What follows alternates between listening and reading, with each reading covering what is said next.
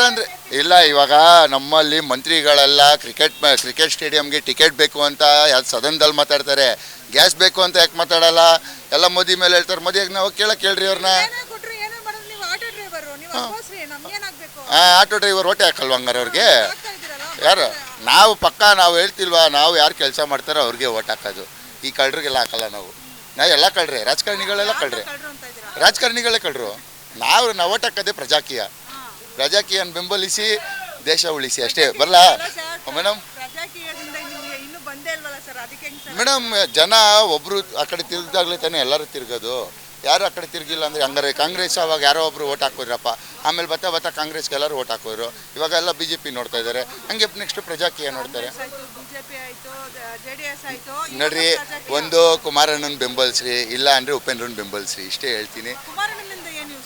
ಕುಮಾರಣ್ಣ ಮಾಡೋ ಕೆಲಸಗಳು ಯಾರು ಮಾಡಲ್ಲ ಮೇಡಮ್. ಸಿದ್ದರಾಮಯ್ಯನೂ ಮಾಡಲ್ಲ.